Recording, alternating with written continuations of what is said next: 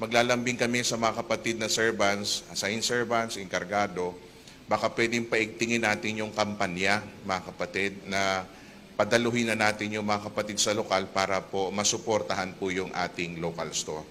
Yun lamang po, mga kapatid, at sana, meron po kasi kaming binigay na target sa local store profit, na sana maging guide po ng ating mga lokal, ng ating LS, para po makapag-akyat tayo ng maganda-ganda po doon sa hanap buhay po ng pangangasiwa. Kaya humingi po kami ng tulong sa lahat.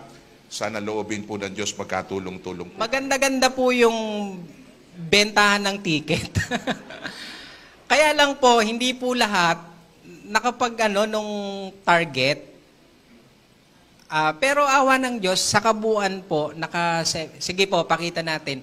Para lang po, kung loloobin sa susunod, kasi every Sunday na po yan kung loloobin po ng Diyos, mga kapatid, mapagsumikapan po natin, kasi hindi naman titigil na yan 500, mga kapatid. Per month, per cluster, for 6 months. Yan po yung para sa tulong natin sa construction. Pero MCGI Cares pa rin po yan, mga kapatid. Doon pa rin po yan papasok, mga kapatid. Na po, yan po. Yung para sa monthly, kasi hindi naman isang big bugso ang pagpapagawa niya. Kaya... O ngayon, may kidirak tayo. Huwag dapat mabigat sa atin yun. Pag may target tayo, hindi yung, nako, tapos na pasalamat, malamang magte-text na si Bradrino yan. Nagpa-follow up na. Brad Jericho Albano. Ay, nabanggit ako ng pangalan. Na-deposit mo na? Bigla nag-follow up dito sa pulpito. No? Tapos, Sis Che, Brad Jesse. Hindi ko naman binabanggit ang lokal, manggagawa binabanggit ko. Pero alam nyo kung saan sila nakalokal, di ba? May kidirak. May target ka. Lunes pa lang bukas. Pagdilat ng mata mo ng alas 12:01. Brad, grabe ko naman. Doon nagkumpisa ang araw nila. Pero tayo, paglubog ng araw, di ba?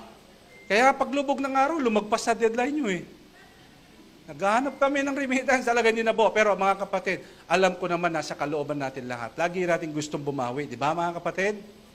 Kaya lang lagi bawi ng bawi. Huwag natin namang hamakin yung kabutihan ng Diyos sa atin, mga kapatid.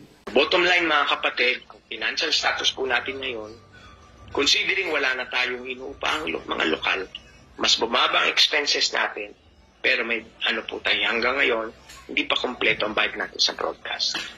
And kung hindi kompleto bayad natin sa broadcast, paano pa yung, lalo na po yung major na